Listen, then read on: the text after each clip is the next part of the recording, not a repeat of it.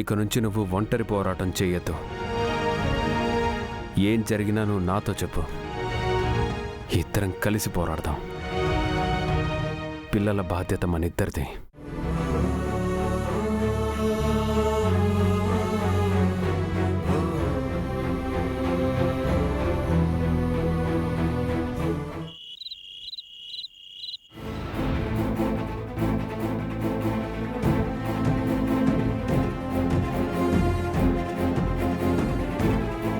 తన శరీరంలో ఒక దుష్ట శక్తి ఉంది. పిల్లలకు, మీకు ఎవరికైనా ప్రాణాపాయం సంభవించవచ్చు.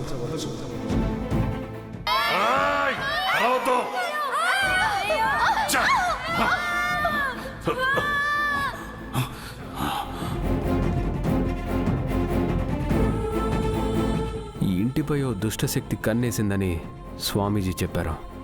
అప్పట్లో ఆరు కోసం ఘోర అనే దుష్ట మాంత్రికుడు వచ్చేవాడు. ఇప్పుడు ఈ ఇంట్లో ఏ శక్తి ఉందని ఆ దుష్టశక్తి వస్తుంది?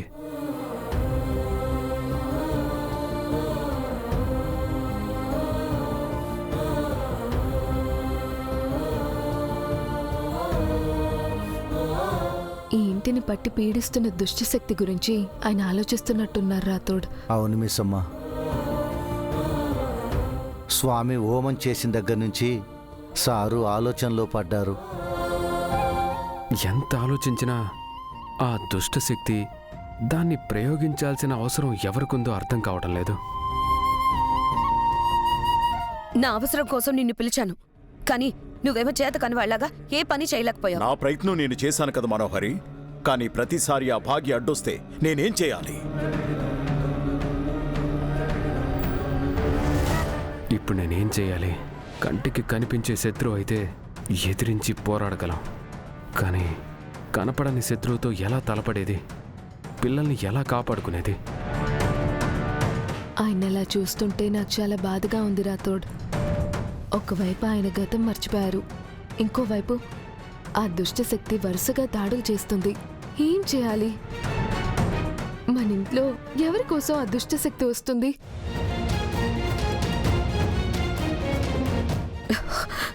బుజ్జమ్మని చంపి దాని శక్తులు తీసుకుంటాను అన్నావు, ఇంతవరకు ఆ పని చేయలేకపోయావు. ఇంకోవైపు అమరేంద్ర నా గతాన్ని తవ్వి తీసే ప్రయత్నం చేస్తున్నాడు. గతంలో నేను ఏం తప్పు చేశానో తెలిస్తే అమర్ నన్ను చంపేస్తాడు. నేను మర్చిపోయిన నా గతం, నేను ఎవరికి ఏ అపకారం చేశాను? ఎవరు నా మీద పగబట్టి నా భార్యను చంపి నా పిల్లల మీద కక్ష సాధిస్తున్నారు? అది మనోహరి అని ఆయనతో చెప్పలేం. చెప్పాలంటే మన దగ్గర సరైన సాక్ష్యాలు ఉండాలి. కనీసం ఆయనకి నా గురించి గతం గుర్తుకొచ్చినా ఆయన్ని ఓదార్చేదాన్ని. సారీ మిస్సమ్మ, సారికి మీ గురించి గుర్తొచ్చింది, కానీ సారు మీకు చెప్పొద్దన్నారు. అలాగే ప్రచండ బుజ్జమ్మ కోసం వస్తున్నాడు. ఆ విషయం మీతో చెప్పలేను. ఇంకేం చెప్పకు ప్రచండ. హోమం జరుగుతున్నప్పుడు నిన్ను బయటకు వెళ్ళిపోమని ఎంతో చెప్పాను, కానీ నువ్వు నా మాట వినలేదు. నువ్వు దొరికిపోతే నేను దొరికిపోయేదాన్ని. ఆ స్వామీజీని తక్కువ అంచనా వేశాను మనోహరి. నా మంత్రశక్తి ముందు ఆ స్వామీజీ ఏమీ చెయ్యలేడనుకున్నాను. ఎలాగైనా ఆ బుజ్జమ్మ శక్తులు తీసుకునే వెళ్దామనుకున్నాను, కానీ ఓడిపోయాను. నేను ఓడిపోకూడదు. ఎలాగైనా ఆ దుష్టశక్తి ఎవరో తెలుసుకొని పిల్లల్ని కాపాడుకోవాలి. ఆయన్ని, పిల్లల్ని ఎలాగైనా కాపాడుకోవాలి రాథోడ్. ఏం చేద్దాం? ఏదైనా దారి ఉంటే చెప్పు. అదే నేను ఆలోచిస్తున్నాను మిస్సమ్మ. ఆ దేవుడే మనకు దారి చూపించాలి. ఒక్క అవకాశం రావాలి. ఒక్క అవకాశం అంటూ ఎన్నిసార్లు అడుగుతావు ప్రచండ? అమర్కి స్వామీజీ ఒక దుష్టశక్తి ఉందని చెప్పేశాడు. అమర్ ఆలోచిస్తూ ఉంటాడు, మనం దొరికిపోతాం. ఇదే చివరి అవకాశం మనోహరి. ఆ బుజ్జమ్మను చంపి తనలోని శక్తులను తీసుకెళ్తాను. నన్ను నమ్ము, ఈసారి నేనే గెలుస్తాను. సరే, నీకు ఆఖరి అవకాశం ఇస్తున్నాను. నువ్వేంటో నిరూపించుకో, లేదంటే నాకెప్పటికీ కనిపించకుండా వెళ్ళిపో.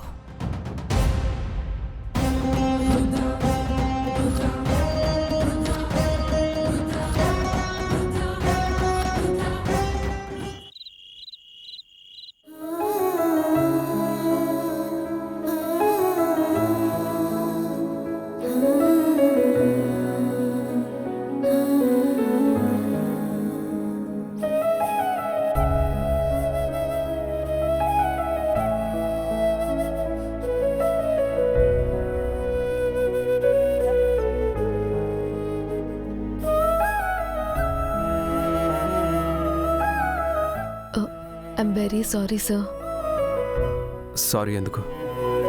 అది మీకు అంజు బాడీలో దుష్టశక్తి ఉన్నట్టు నేను రాతోడు వెళ్ళి స్వామీజీని కలిసినట్టు మీకు చెప్పలేదు కదా. పూజని మీతో అబద్ధం చెప్పి ఇంట్లో హోమం జరిపించాను. నిజం తెలిసాక మీరు తిడతారేమో అనుకున్నాను, కానీ మీరు నన్ను ఒక్క మాట కూడా అనలేదు. అదే నాకు బాధగా ఉంది. I'm very sorry sir. నువ్వేం తప్పు చేసావని నిన్ను తిట్టాలి మిస్సమ్మా. ఇంకా నువ్వే నా బాధ్యత తీసుకున్నావు. గతం మర్చిపోయి ఎన్నో టెన్షన్స్లో ఉన్న నాకు ఈ విషయాలు కూడా చెప్పి ఇంకా టెన్షన్ పెట్టకుండా అన్నీ నువ్వే చూసుకుంటున్నావు. నా విషయాల్లో, పిల్లల విషయాల్లో నువ్వెంత కేర్ తీసుకుంటున్నావో నాకు అర్థమవుతోంది మిస్సమ్మా. మనసులో ఎన్నో బాధలు భరిస్తూ పైకి నవ్వుతూ ఉన్నావు. రియలీ నీ ప్లేస్ని ఎవ్వరూ రీప్లేస్ చేయలేరు.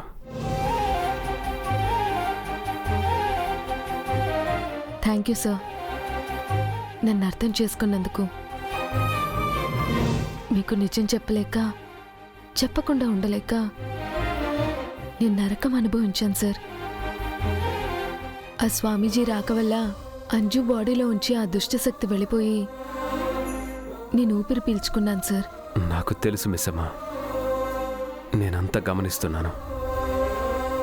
నిజంగా నువ్వు చాలా గ్రేట్.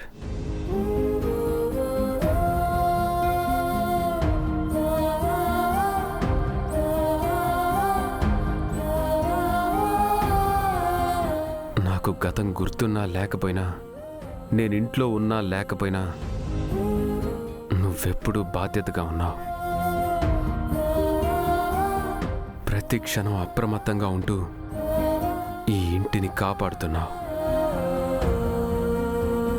నీ గురించి ఎంత చెప్పినా తక్కువే.